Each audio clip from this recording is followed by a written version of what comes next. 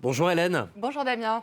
On commence cette revue de presse donc aux États-Unis avec cette déclaration de responsabilité de Donald Trump d'agression sexuelle par un tribunal civil de New York. Et ce verdict historique, Damien, fait la une, vous le voyez, du Washington Post, qui précise que Donald Trump est aussi accusé d'avoir diffamé sa victime.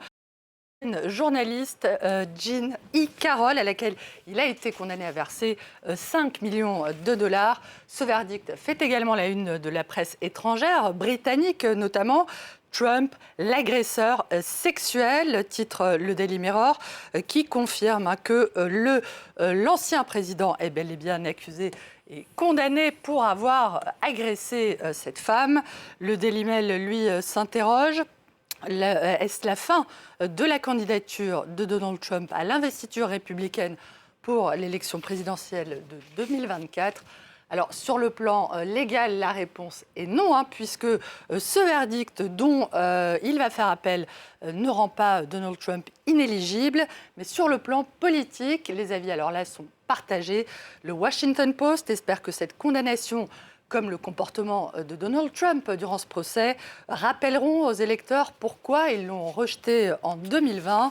Mais le Wall Street Journal en doute et dit ne pas être sûr que ce verdict va changer quoi que ce soit pour les électeurs républicains. Dans un monde meilleur, cela aurait certainement son importance, mais dans le contexte actuel de polarisation et de bipolarisation, je vais y arriver, de la vie politique américaine, ce n'est pas ce verdict qui va changer quoi que ce soit, regrette le journal. Oui, c'est ce que nous disait tout à l'heure Sonia Dridi, notre correspondante à Washington. En tout cas, il y a beaucoup de réactions, évidemment, du côté des dessinateurs de presse ce matin. Ouais, c'est un festival, Damien, tout comme les éditorialistes, les caricaturistes de presse se demandent quelle va être la réaction des Républicains. La condamnation de Donald Trump faisant figure d'éléphant dans la pièce. Je suis avec ce type condamné, tenu responsable d'agression sexuelle, ironise le dessinateur Randy Bish. C'était une agression sexuelle, pas un viol, proclame l'affiche de campagne pour 2024 de Donald Trump. Je veux que les électeurs se concentrent sur le positif, commente l'ex-président vu par Matt Davis, condamné pour agression sexuelle.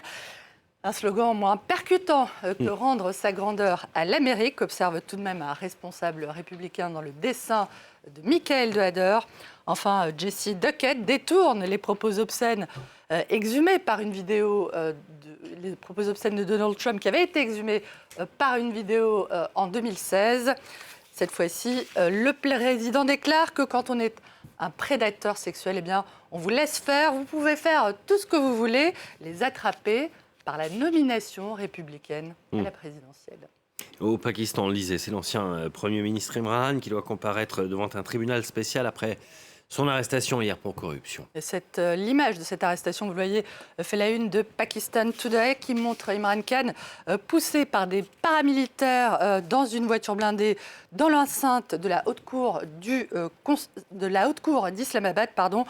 Le PTI, le parti de l'ex-premier ministre, accuse ces policiers de l'avoir battu et traîné dehors, ce que le gouvernement dément. Le journal évoque une arrestation peut-être inévitable après des mois de crise politique et qui risque d'entraîner le Pakistan vers un territoire inconnu.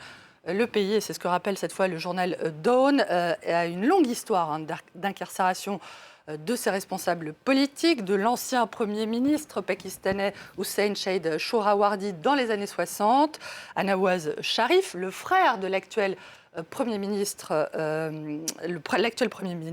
Shehbaz Sharif, en passant bien sûr par les Bhutto, père et fille, Benazir Bhutto, l'ex-première ministre pakistanaise qui a été assassinée en 2007.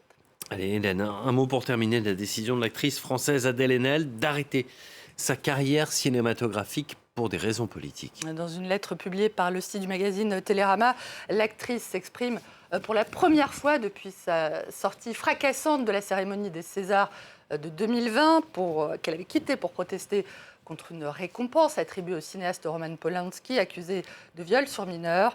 Dans ce texte, Damien Adèle Haenel dit vouloir dénoncer, je la cite, la complaisance généralisée du monde du cinéma vis-à-vis des agresseurs sexuels et plus généralement la manière dont ce milieu collabore, je la cite toujours, avec l'ordre mortifère, écocide, raciste du monde tel qu'il est. On se lève et on s'en va. Donc, merci beaucoup Hélène Frade pour paraphraser ses propos au César. Merci Hélène.